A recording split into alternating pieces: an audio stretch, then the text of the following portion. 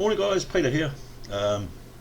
Just an update really on the way things are going. This is the end of my third month, and I've done the totaling and whatever, and very happy with the way things are going. This month I lost a total of £5, but the good thing that I've noticed, obviously by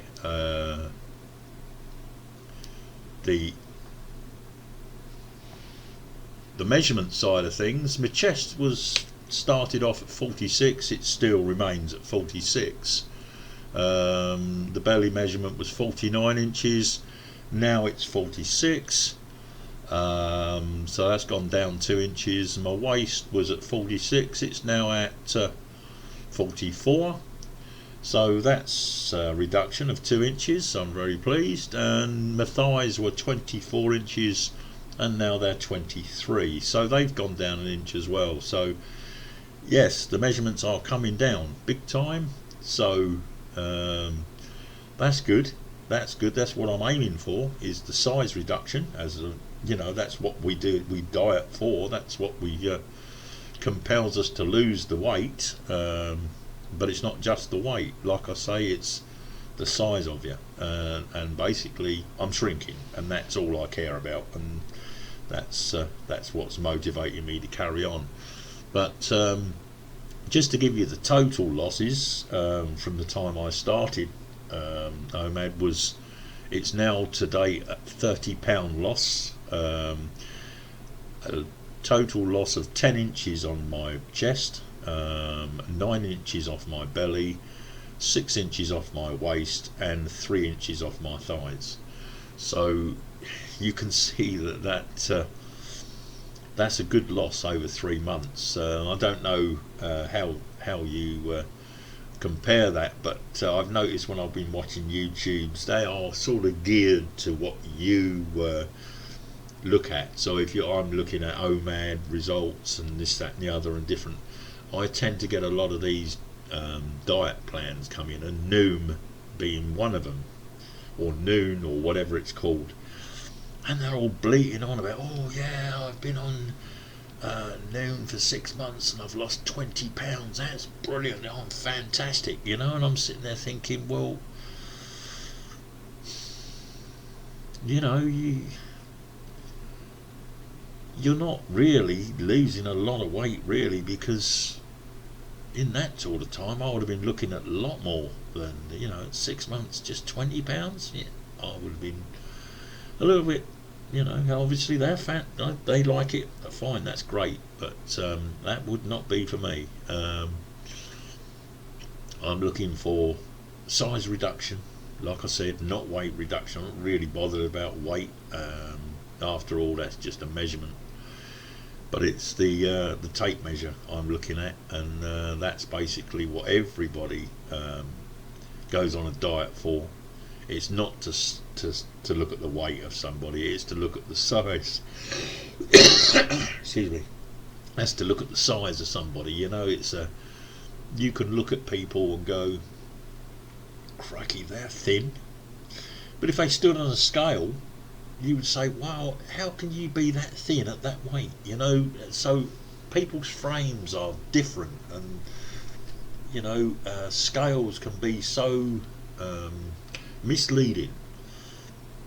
But when you look at somebody and you see the size of somebody, that doesn't tell lies. That is what everybody goes on a diet for. It's to look in the mirror and go, wow, look at the size of me, I need to lose that size. And that is what pushes people to go on diets. So that's what they should be looking at, not the weight, not the scales. I can't get through to people enough to say the reason you go on a diet isn't because of weight. It's not to do with weight, it's you're not happy with the size that you are. So why keep looking at the scale? Why keep measuring yourself against that scale when the scale doesn't really tell you what's going on? It doesn't tell you your body size, it doesn't tell you what size that you should be looking for. It does, you know, it's only a part of a measurement, and you know, when you only rely on a scale, you're not getting any picture whatsoever, really. It's like doing a 5,000 piece jigsaw and you don't know where to start. So, you know, when you look at the tape measure, that's a different story, because you can not lose any weight, but you can lose size. Now, that, you know, it doesn't go compute in your head. So that's why I say you need to look at the weight in a different format. You need to look at the tape measure more than the scale, because it tells a lot better story. But anyway, I'm waffling on a bit, and you know, at the end of the day, I'm really pleased. I'm looking forward to the next 3 months to get on. Just to let you know, though, I've had a little bit of a, not a cheat, but I've had to mess around with this intermittent fasting to suit me. I've had a tooth extracted, and unfortunately they had to cut the gum, and I've had a stitch in there, and it's as sore as hell. And that was done on the 13th, and so on the 14th I just had to have soup. There was nothing I could do. I couldn't chew, so pretty much I've been sort of having a little bit extra. So I've pretty much gone on a 16/8 until this stitch disappears. So, you know, hopefully within a couple of days it's gonna come out. They last about a week, so hopefully, you know, in a couple of days it'll come out, and then I can get back to normal. But at the time being, because my mouth is sore, I can't chew.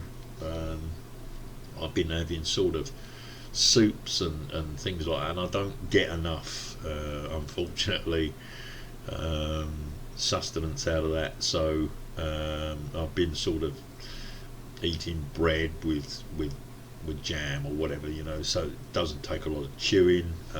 So that's pretty much where I am at the moment, and that's the good thing about intermittent fasting. You can adjust it to suit things like this, you know, or you know, it's very flexible, and you don't have any adverse effect on what you're trying to achieve. So hats off to the intermittent fasting. That's got another point to it, you know.